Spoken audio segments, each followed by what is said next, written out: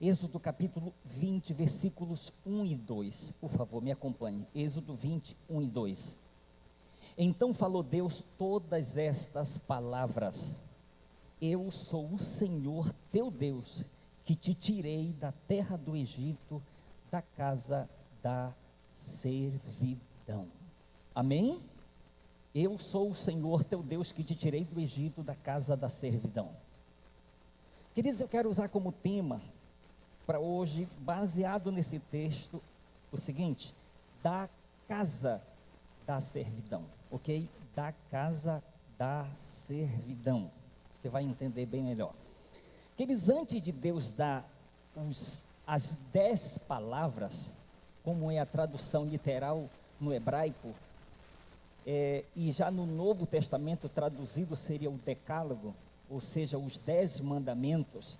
Antes de Deus dar, por intermédio de Moisés, os 10 mandamentos para os filhos de Israel, as 10 palavras ou decálogo, ele faz duas declarações aqui muito importantes para os filhos de Israel. E eu quero caminhar com você um pouco em cima daquilo que ele fala para eles.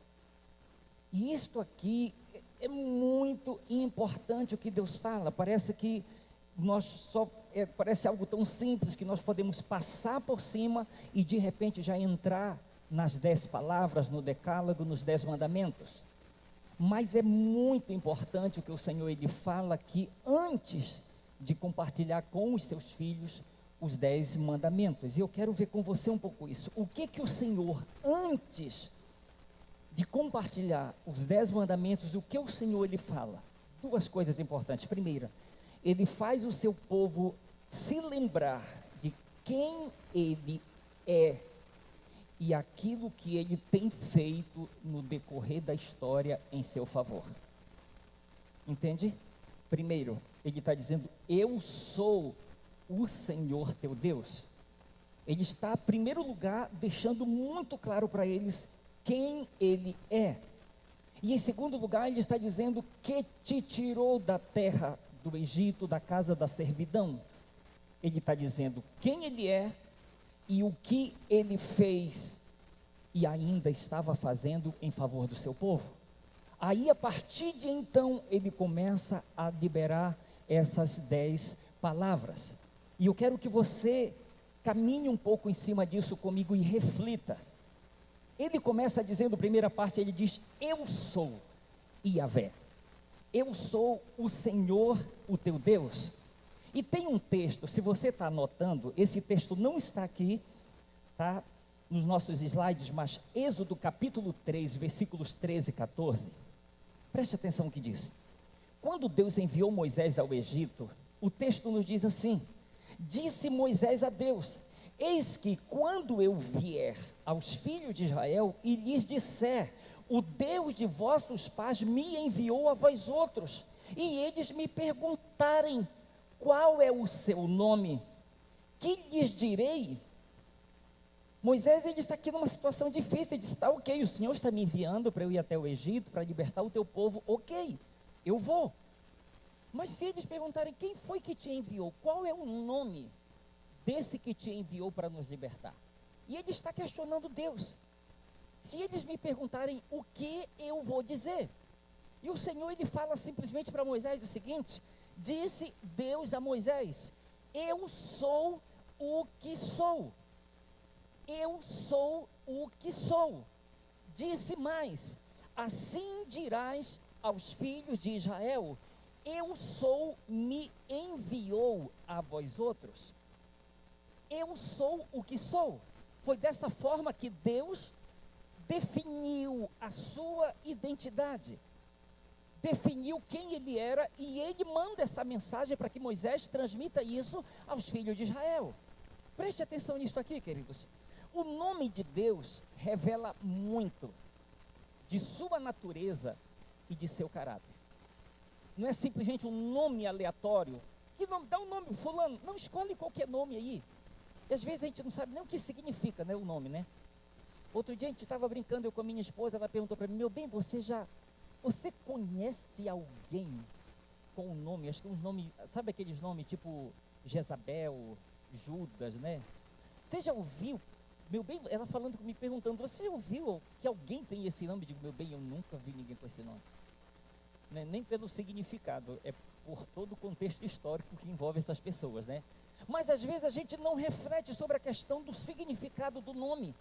Se aquilo tem a ver alguma coisa com a pessoa em si, por exemplo, Jacó, como nós já estudamos aqui, falamos em outras mensagens a respeito do significado. Esaú, por que deram o nome de Esaú? Porque ele era totalmente peludo, e Esaú significa peludo. Por que Jacó? Porque a forma como ele nasceu, já segurando o calcanhar do irmão, já estava dizendo, esse cara vai aprontar. Ele vai querer trapacear na vida aí, então dá o nome dele de Jacó aí.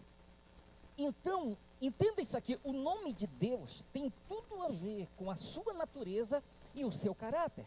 Então, quando ele diz, Moisés, vá lá e diga, o eu sou me enviou. Eu sou o que sou.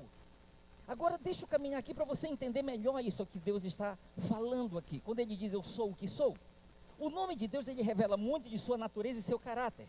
Mas a própria Bíblia, ela explica que eu sou representa o tempo imperfeito simples do verbo haver, ou seja, ser, no sentido de eu sou o que sou. Assim, este verbo produz um efeito impressionante de passado, presente e futuro. Então, no hebraico, o sentido seria mais ou menos esse: eu serei o que serei. É um negócio meio estranho. Para a gente conjugar o verbo, não funciona assim. Hoje eu sou, ontem eu fui, amanhã eu serei. Mas para Deus é mais ou menos assim: ontem eu sou, e hoje eu sou, e amanhã eu sou. Entende? Deus não muda. Deus, ele é o mesmo.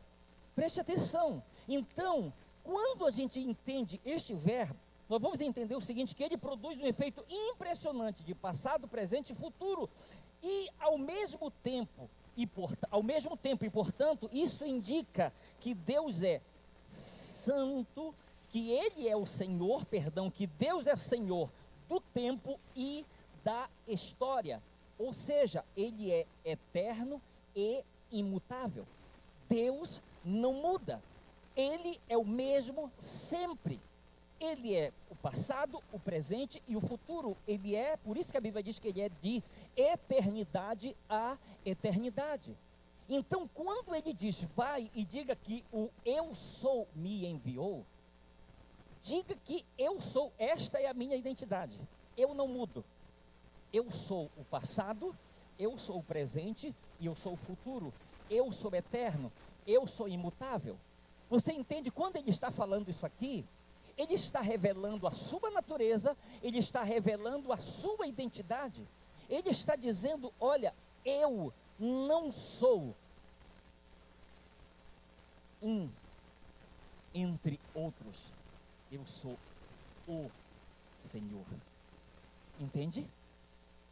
Está dando para entender, irmãos? Olha aqui para mim, deixa eu só lhe adiantar uma coisa. Sabe o que é interessante? Daqui a pouco eu vou ler esse texto para você, mas já vou adiantar para você entender melhor. Quando Deus ele está conversando com Moisés a respeito de todo esse processo da libertação dos filhos de Israel do Egito, Deus diz assim para Moisés: para Abraão, Isaque e Jacó, eu apareci para eles como o Deus Todo-Poderoso.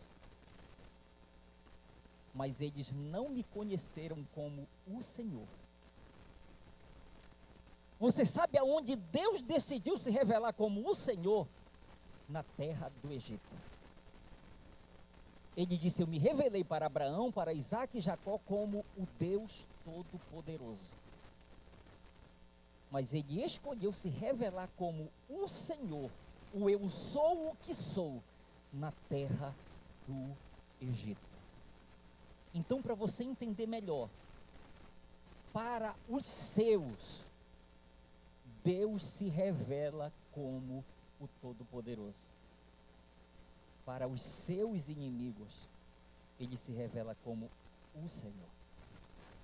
Ele pode se manifestar desta forma, ao mesmo tempo, para nós entendermos quem ele de fato é. E Deus está dando uma ênfase para que eles entendam de fato quem ele era, porque isso ia ter um peso muito grande durante toda a vida deles. E você vai entender o que eu quero lhe dizer com isso aqui. Então a primeira coisa que Deus deixa muito claro: eu quero que vocês saibam de fato quem eu sou. Por tudo que vocês viram, pela forma como eu me revelei, como eu me manifestei para vocês até hoje, eu quero que vocês tenham essa clara consciência, entendimento de quem eu sou. E a segunda coisa que Deus dá uma ênfase muito forte, ele diz: eu te tirei da terra do Egito, da casa da servidão ou da casa da escravidão. Então, queridos, Deus, antes de dar os 10 mandamentos, Deus diz: olha, eu, o Senhor, eu sou o Senhor. E segundo, foi eu, o Senhor, quem te tirei da terra do Egito, da casa da escravidão. Então entenda, com isso aqui Deus estava deixando muito claro o que para os filhos de Israel? Olha, vocês não estavam no Egito por opção, vocês estavam no Egito por obrigação. Vocês não escolheram servir a Faraó, vocês foram obrigados a servir a Faraó. No Egito vocês não eram súditos, nobres, vocês eram escravos. E eu, como o Senhor, desci até o Egito para libertá-los da mão de Faraó, da casa da servidão. Então, queridos, Deus está deixando muito claro, e é muito importante a gente entender uma coisa, que quando o Senhor fala, há um sentido muito mais amplo da palavra Egito, casa da servidão. Porque entenda, quando o Senhor fala dessa libertação, Ele não está falando apenas de libertar de um espaço físico, do domínio de alguém, mas Ele fala de libertar de um sistema pecaminoso, de libertar de um sistema que é capaz de influenciar e levar a pessoa a viver totalmente fora dos propósitos do Senhor. É por isso que a Bíblia diz, não é à toa que a Bíblia diz: não ameis o mundo e nem as coisas que no mundo há. Porque ela não é um mundo em si, porque o mundo, a natureza é linda que Deus criou, mas Ele não está falando de não amar a natureza, está falando de não amar esse sistema pecaminoso que quer nos envolver e nos prender, nos escravizar. Então quando Deus diz: olha, eu te tirei da casa da servidão, eu te tirei do Egito, eu fiz uma obra de libertação. E a pergunta é: como foi que Deus tirou os filhos de Israel do Egito? Ele deixou bem claro: foi com mão forte, foi com um braço forte. O que isso significa? Ele está dizendo: eu precisei manifestar o meu poder como Senhor para te tirar de lá, porque de outra forma tu não serias tirado. De outra maneira você não seria tirado do Egito. Eu precisei te tirar com mão forte, com poder de lá. Então essas duas ênfases Deus dá, Deus compartilha isso com eles. Agora entenda isso aqui: não só os filhos de Israel, mas todos nós também precisamos ter esta convicção de quem Ele é e de onde Ele nos tirou. Por que, pastor? Entenda uma coisa aqui muito forte que eu vou lhe falar aqui. Por que nós precisamos ter essa convicção? Libera esta frase aí para mim. Porque tanto nós como os filhos de Israel corremos o risco de perdermos nas trevas aquilo que adquirimos na luz.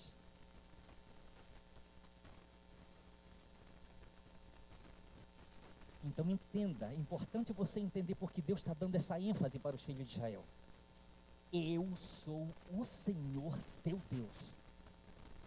Eu te tirei da terra do Egito, da casa da servidão. Por que eles precisavam ter tanta convicção disso, dessas duas coisas?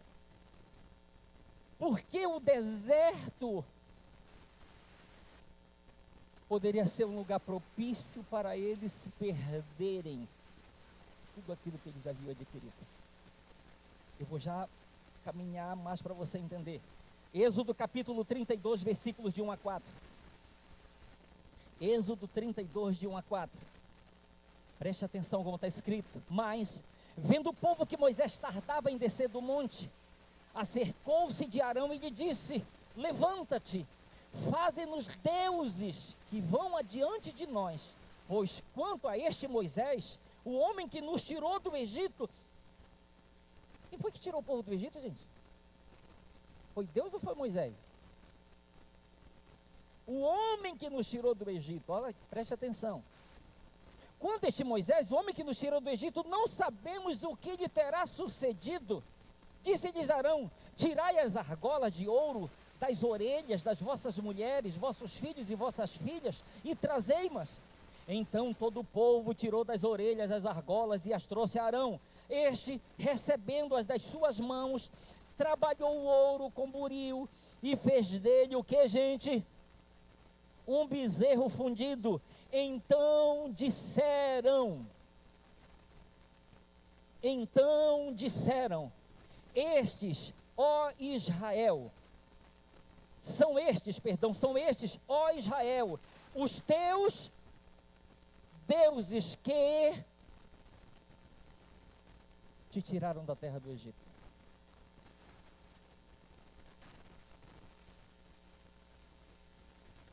Foi que Deus falou: eu sou o Senhor teu Deus. Eu sou o Senhor teu Deus. Eu te tirei da terra do Egito.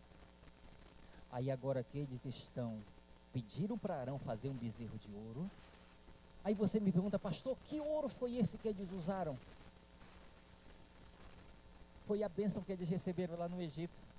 Porque Deus disse para Abraão: Abraão, depois de 4 gerações, eu vou descer no Egito e vou libertar os teus descendentes, mas eles não vão sair de mão vazia, não. Eles vão sair com muitas riquezas. E eles saem de lá com prata, com muito ouro e com muita roupa. Onde é que eles usam toda a bênção? Logo depois que esse bezerro é construído, a Bíblia diz que eles se levantam de madrugada para sacrificar, mas também para comer, beber e para se divertir diante do Deus ou dos deuses que tiraram eles da terra do Egito.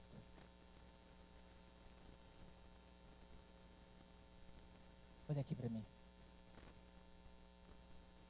Quem é o teu Deus? Quem é o meu Deus? Ele diz: eu sou o Senhor teu Deus. Você sabe, a palavra aqui para deuses é Elohim, ou seja, deuses ou Deus. É a mesma palavra também que pode ser usada para Deus. Então, apesar de tudo que eles viram e ouviram no Egito com relação a Deus, eles ainda estão aqui vendo como se Deus fosse Deus, entende? Um Deus verdadeiro ou não. E parece que o povo tinha mais fé em Moisés do que no próprio Deus, porque o homem desaparece e agora, olha, quanto a esse Moisés, nós não sabemos o que vai acontecer, o que aconteceu com ele. Faça um bezerro que vá diante de nós. Aí o bezerro é preparado e ele diz: são estes, ó Israel, os teus deuses que te tiraram da terra do Egito. Então, queridos, um dia num seminário eu aprendi com um professor esta frase que eu nunca esqueci, com relação a um homem chamado João Batista, que eu vou já ler a história dele para você. Não perca nas trevas aquilo que você recebeu na luz. O que representa, pastor, as trevas?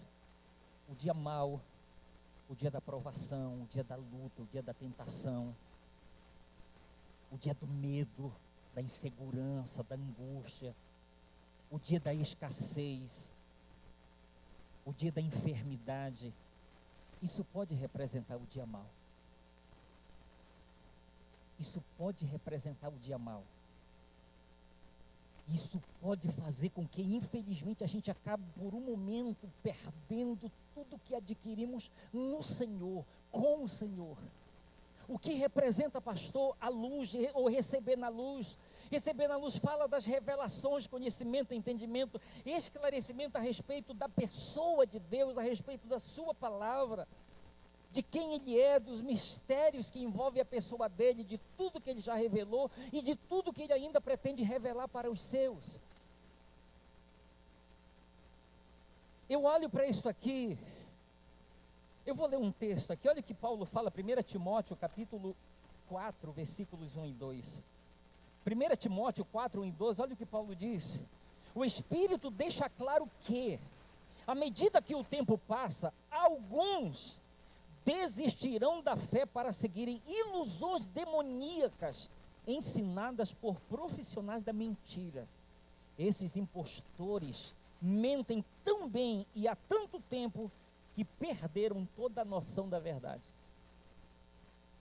Na revista atualizada, Paulo diz assim: ora, o Espírito afirma expressamente que nos últimos dias alguns apostatarão da fé por obedecerem a espíritos enganadores e a ensinos de demônios, que têm cauterizado a própria consciência. Queridos, isso aqui que Paulo fala, ele está falando a respeito de coisas dos últimos dias, dos últimos tempos. E eu vou chegar no texto agora, que eu fiz menção ainda agora, Mateus capítulo 11, versículo de 2 a 6, que fala sobre João Batista. Preste bem atenção que diz o texto. Quando João ouviu no cárcere, ele estava preso, falar das obras de Cristo, mandou por seus discípulos perguntar-lhes: tu és aquele que estava para vir, ou havemos de esperar outro? E Jesus, respondendo, disse-lhes: ide e anunciai a João o que estáis ouvindo e vendo. Os cegos veem, os coxos andam, os leprosos são purificados, os surdos ouvem, os mortos são ressuscitados, e aos pobres está sendo pregado o evangelho. E bem-aventurado é aquele que não achar em mim motivo para se escandalizar. Olha aqui para mim. O João Batista, que mandou fazer esta pergunta para Jesus, foi o mesmo João Batista que estava batizando no Rio Jordão, quando Jesus vem ao encontro dele, e ele diante de todos disse: eis o Cordeiro de Deus que tira o pecado do mundo. A Bíblia diz, isso está em João, Evangelho de João capítulo 1, a Bíblia diz, isso ele falou em um dia, a Bíblia diz que no dia seguinte, estava ele com 2 de seus discípulos, e Jesus ia passando, e ele ratifica: eis o Cordeiro de Deus que tira o pecado do mundo. Afirmou por 2 vezes. E se você for ler o contexto do capítulo 1 do Evangelho de João, você vai entender uma coisa muito clara, que João Batista, gente, ele não está falando eis o Cordeiro de Deus, porque ele achava que era ele. Foi o Pai que revelou para ele. Foi o Pai que revelou. Ele tinha tido revelação de quem era Jesus. Só que agora João Batista está na prisão, sentenciado à morte. Aí ele ouve falar de tudo que Jesus está fazendo. Aí ele chama 2 de seus discípulos e os envia até Jesus com a seguinte pergunta: diga-nos, tu és o Cristo que havia de vir, ou devemos esperar por outro? O que você acha que fez com que João começasse a duvidar daquilo que um dia foi revelado no seu coração, na sua mente? As trevas, o dia mau. Então, entenda isso aqui. O Senhor trouxe você aqui junto comigo, você que está nos assistindo, para que você receba essa palavra. Não perca nas trevas o que você adquiriu na luz. Não perca. Os filhos de Israel, eles estão andando debaixo de uma promessa: eu tirei vocês da casa da servidão E eu estou levando vocês para uma terra ampla e farta, terra que mana leite e mel. Para onde Deus estava levando aquele povo, gente?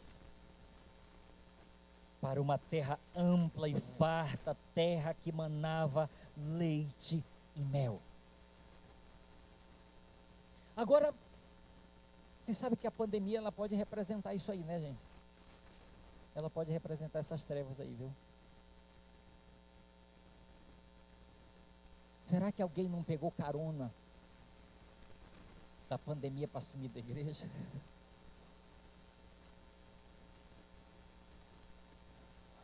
Eu não posso ir para a igreja. Mas será que essa pessoa que não pode vir na igreja, ela já se autoproibiu de ir no shopping, no supermercado, na farmácia, no açougue, na rodoviária? Será que a pandemia, ela não pode estar representando isso também? A pergunta é, pastor, o que eu posso fazer para não perder nas trevas o que eu adquiri na luz? Porque olha aqui para mim, o dia mau, gente, guarde isso, o dia mau vem para todos nós. O dia mau vem para todos nós. É por isso que Paulo diz: tomai toda a armadura de Deus. Portanto, tomai toda a armadura de Deus para que possais resistir no dia mau. E depois de terdes vencido tudo, diga tudo, permanecer inabaláveis. Paulo, ele fala do dia mau. Ele fala disso. Agora a pergunta é, pastor, o que eu posso fazer para não perder nas trevas o que eu adquiri na luz? Eu sei quem é Jesus. Como disse Pedro, para onde iremos nós? Só tu tens as palavras de vida eterna, e nós temos crido e conhecido que tu és o Santo de Deus. Eu sei quem é Jesus, pastor, eu sei que Ele é o único Salvador, eu não quero deixá-lo por nada, eu não quero me desviar dos caminhos dele. A pergunta é, o que eu posso fazer para não perder nas trevas o que eu adquiri na luz? Me ouça. Você que já foi tirado da casa da servidão, da casa do Egito, aprenda isso aqui. Aprenda a servir ao Senhor no deserto. Você que já foi tirado da casa da servidão, da casa da escravidão, aprenda a servir ao Senhor no deserto. Pastor, se para seguir já é difícil, imagina para servir, né? Mas por que eu estou enfatizando isso? Porque essa é a palavra que Deus fala. Por 7 vezes, a minha esposa domingo passado estava falando aqui, por 7 vezes Deus mandou Moisés falar para Faraó: deixa o meu povo ir para me servir no deserto. Mas Senhor, eu não posso te servir lá na terra prometida?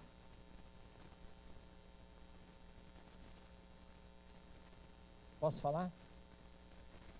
Não, porque se não for aprovado no deserto, não tem terra prometida. Entende? Se não for aprovado no deserto, não tem terra prometida.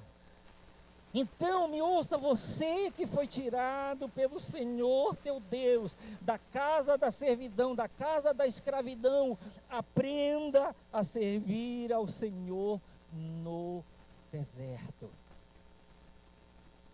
Pode ser difícil. É difícil? É difícil, mas me ouça aqui. Primeira coisa que eu quero que você entenda isso aqui, preste atenção. Deserto não é lugar de morte. Não é para ser lugar de morte o deserto, queridos. Apesar de toda aquela geração está escrito morrer no deserto. Me ouça. Deus não tirou nenhum filho de Israel do Egito para morrer no deserto. Deus tirou todos com uma promessa: eu estou tirando vocês daqui, porque eu tenho uma terra, a terra de Canaã, para dar para vocês. Diga assim, bata no seu peito assim, diga: Deus não me tirou do Egito para eu morrer no deserto. Você tem consciência disso aqui, queridos? Amém? Deus, guarde isso, Deus não tirou ninguém do Egito para morrer no deserto. Assim como Jesus também não convidou os seus discípulos para morrer no meio do mar. Jesus entra no barco com os discípulos e ele dorme. E no meio do mar, do lago, vem aquele vento forte e começa a agitar e todo mundo se desesperar. Eles acordam Jesus dizendo: mestre, nós vamos. Mas olha aqui para mim. Jesus não convidou ninguém para ir morrer no meio do lago, gente. Você sabe qual foi a proposta de Jesus? Vamos para a outra margem do lago. Diga: Deus não me tirou lá da margem para morrer no meio do lago.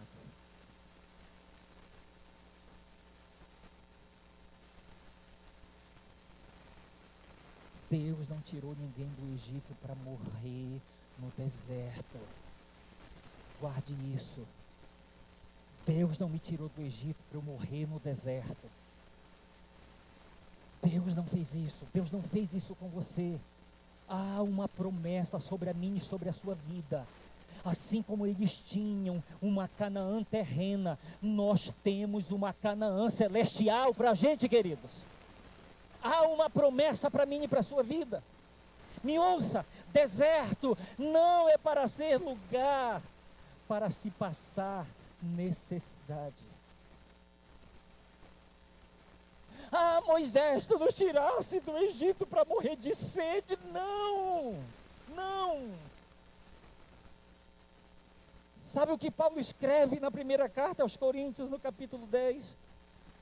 Ele diz que Cristo era a rocha que os seguia no deserto. Gente, você sabe o que a tradição judaica diz?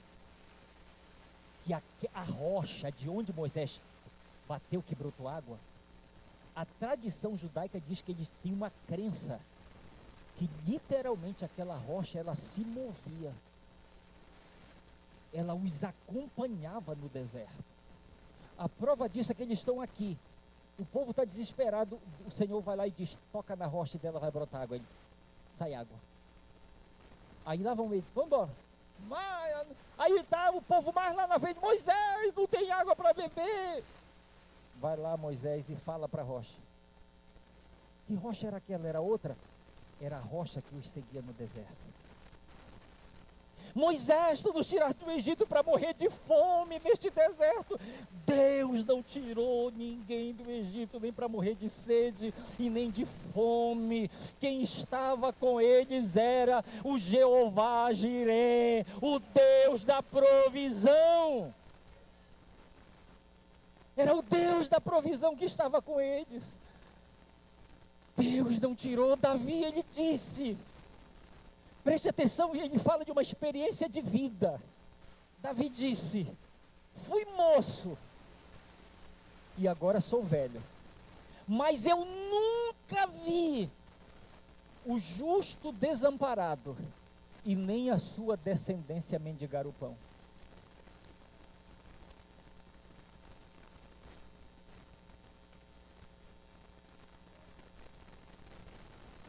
O deserto não é para ser um lugar de desistência. O deserto não é para ser um lugar de desistência. Principalmente se você tem consciência para onde você está indo. Principalmente se você tem consciência de quem se revelou para você e de onde ele te tirou. Deserto não é para ser lugar para alguém desistir. Hebreus capítulo 10, versículo 38 e 39, 37.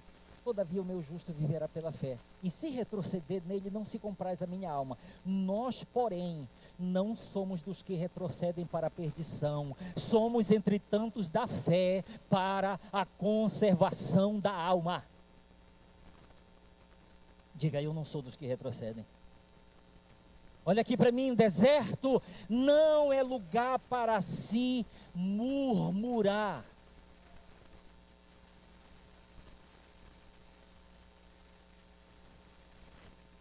Não é lugar de murmuração. Filipenses capítulo 2, versículo 14, Paulo diz: fazei tudo sem murmurações nem contendas. Deserto não é lugar para murmurar. O que é que tem para comer hoje? Só tem frango. De novo. Eu já estou para começar a piar aqui, né? O que é que tem hoje? Meu Deus, eu só tenho 15 pares de sapato.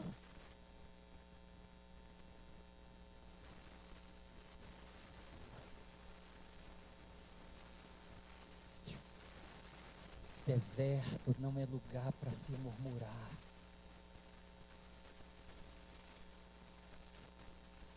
Acredite, 40 anos no deserto e a sandália dos pés dele não se gastaram. Já pensou, gente? 40 anos a sandália não gastaram.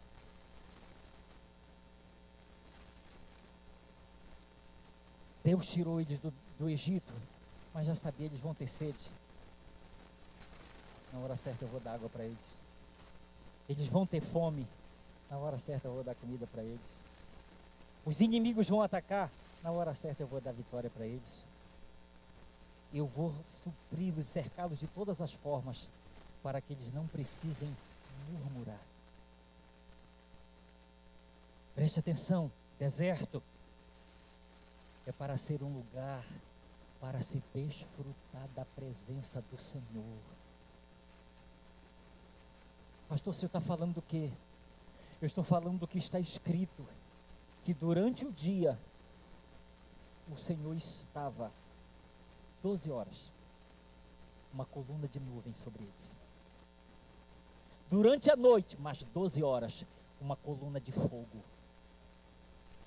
Dia e noite, Deus presente. Pastor, mas isso é muito distante, é lá em cima. Vou trazer para a terra? Vamos lá. Aqui estão os filhos de Israel acampados. Moisés arma a tenda do encontro mais lá fora. E Moisés saía, ia para lá para se encontrar com o Senhor. E diz a Bíblia que quando Moisés entrava na tenda, a nuvem da glória baixava e o Senhor falava face a face com Moisés. Ah, pastor, mas isso era para Moisés. Mas sabe o que está escrito? Que todo aquele que queria invocar o nome do Senhor, falar com o Senhor, podia sair da sua tenda e ir até lá. Me pergunte quantos foram. Só um. Sabe quem? Josué. O Moisés ia, o Josué junto. A Bíblia diz que o Moisés saía, o Josué ficava ainda lá. Deserto é um lugar para se desfrutar da presença de Deus, queridos. É um lugar para se ter experiências com Deus. Deserto é um lugar para orar, louvar, para adorar. O primeiro versículo, a primeira proposta de Deus para os filhos de Israel, que foi dada para Faraó, era: deixa o meu povo ir para que celebre uma festa para mim no deserto. Meu Deus. Deus é festeiro, pastor? Depende da festa. Mas ele chamou o povo para celebrar uma festa para ele. Então, para você que pensa que o céu é triste, Deus já começa a revelar o céu aqui na terra. Quando o pecador se arrepende, a Bíblia diz que há júbilo no céu. Então entenda, o deserto é para ser um lugar de oração, de louvor, de adoração. É para fazer aquilo que Miriam fez. O povo atravessou o Mar Vermelho. Quando atravessou e saiu do outro lado, a Bíblia diz que Miriam pegou um tamborim e começou a tocar aquele tamborim. E a Bíblia diz que as outras mulheres a seguiam. Eu estava meditando há uns dias atrás nesse texto e eu marquei. O que eu marquei lá, pastor? Que a Miriam dançou? Não. Que ela tocou tamborim? Não. O que eu marquei lá é que as outras mulheres a seguiam. Olha aqui para mim. O meu e o seu bom exemplo de adorador no deserto pode ser seguido por outras. Entende? A Bíblia diz que as outras mulheres a seguiam. Ela vai dançando e tocando o tamborim e as outras mulheres vêm atrás dela. Ela não convidou ninguém, mas o exemplo dela atraiu as outras. Então, queridos, o deserto ele pode ser um lugar muito especial para todos nós. Terceiro, deserto é lugar para se desfrutar da provisão do Jeová Jireh. É lugar para desfrutar disso. É para desfrutar. O Senhor, Ele tem. O Senhor, Ele tem. Ele tem o seu melhor e nós podemos desfrutar disso. Capítulo 1 de Isaías, versículo 19. Se quiserdes e me ouvir, comereis o melhor dessa terra. É condicional, é se.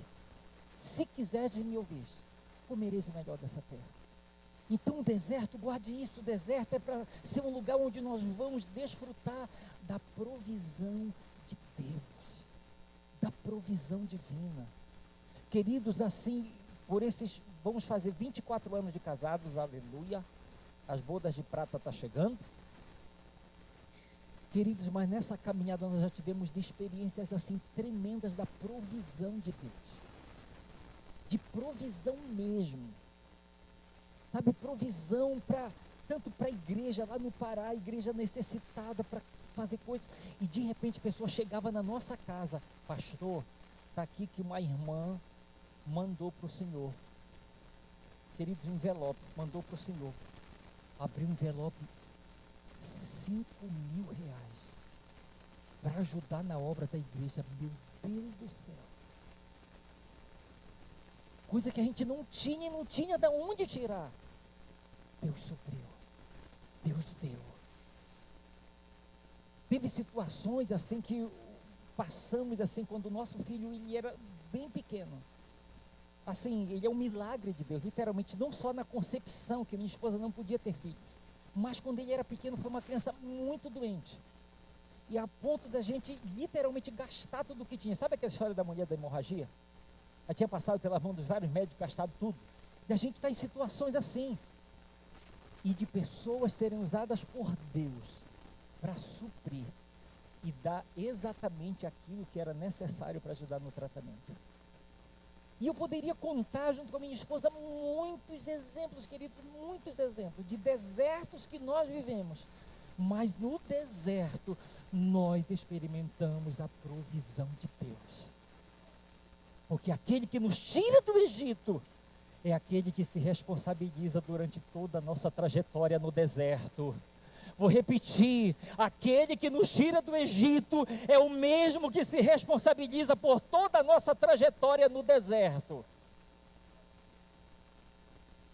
E o último ponto, o deserto é lugar para se desfrutar da proteção divina.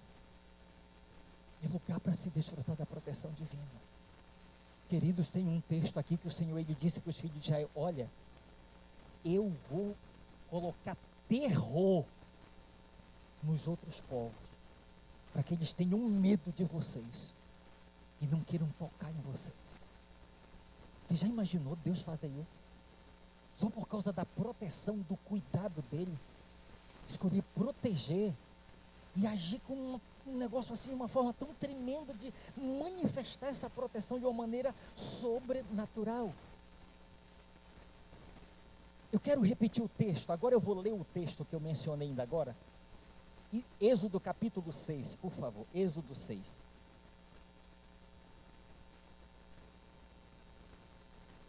Êxodo 6, 2 e 3. Falou mais Deus a Moisés e lhe disse: eu sou o Senhor. Aparecia a Abraão, a Isaque e a Jacó como quem, gente? Como Deus Todo-Poderoso, mas pelo meu nome, o Senhor, não lhes fui conhecido. Como eu lhe falei ainda agora, Deus reservou como se fosse assim. É como se Deus tivesse reservado um momento especial. Que Ele disse: eu vou me manifestar como o Senhor. É assim que eu vou me manifestar no Egito, como o Senhor. E o faraó, quando Moisés chegou com a proposta para ele, o faraó disse: quem é o Senhor para que eu obedeça a sua voz? É como se Deus lá do céu olhasse e disse: espera, tu não me conhece? Espera, você vai me conhecer. A coisa chegou a tal ponto que o faraó chamou Moisés já na 10ª praga, a morte dos primogênitos. Ele disse: olha, vão embora daqui, levem tudo que vocês têm, vão servir ao Senhor e orem por mim a Ele. E ainda pede oração para que orem por Ele diante do Senhor. Deus se revelou quem Ele de fato era. Olha aqui para mim. Eu não sei qual é o deserto que você está vivendo, mas me ouça. Deus, Ele pode se manifestar para mim e para você, se tornar conhecido como o Deus Todo-Poderoso. Foi assim que Ele se manifestou para Abraão, e era tudo que Abraão precisava. Era do Deus Todo-Poderoso. Foi assim que Ele se manifestou para Isaac, porque era tudo que Isaac realmente estava precisando. Foi assim que Ele se manifestou para Jacó. E eu quero lhe dizer que Deus, Ele está disposto a se manifestar da mesma forma para mim e para você em todo tempo. Em todo tempo. E eu quero concluir para eu orar com você com as seguintes palavras, me ouça. Que nós sejamos, guarde isso aqui que eu vou lhe dizer, que nós sejamos como a geração de Josué e Calebe, que depois de ter sido tirada da casa da escravidão, serviu ao Senhor no deserto e recebeu a aprovação para entrar na terra prometida. Vou repetir, olha aqui para mim. Que nós sejamos como a geração de Josué e Calebe, que depois de ter sido tirada com mão forte pelo Senhor da terra do Egito, o serviu no deserto e foi aprovado para entrar na terra prometida. Olha aqui para mim, Deus disse: toda a geração que saiu da terra do Egito, exceto Josué e Calebe, ninguém vai entrar na terra. Quando Josué já está lá na terra, ou está entrando, está sendo repartida a herança, aí o Josué chega com ele para dar a terra de Hebrom. Estou concluindo para eu orar com você. Para dar a terra de Hebrom. Aquela terra de Hebrom já havia sido dado como promessa, só que lá habitava um descendente de gigantes. Mas quando Calebe foi para reivindicar essa terra de Josué, olha aqui para mim o que ele disse, em resumo. Ele chegou com Calebe e disse: Calebe, eu tinha 45 anos de idade, mais ou menos 40 anos de idade, quando Moisés, servo do Senhor, me enviou de Cades Barneia para espiar a terra. E naquele dia, o Senhor disse que Ele iria me dar a terra, onde eu coloquei a planta do meu pé.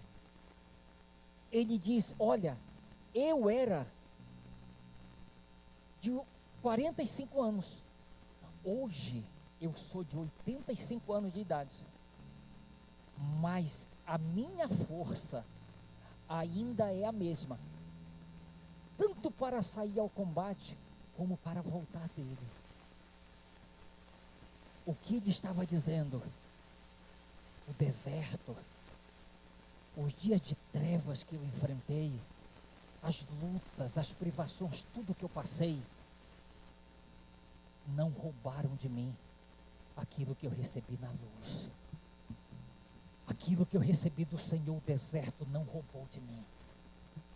Então olha aqui, não permita que o deserto seja um instrumento nas mãos do inimigo para roubar de você aquilo que você conquistou na luz.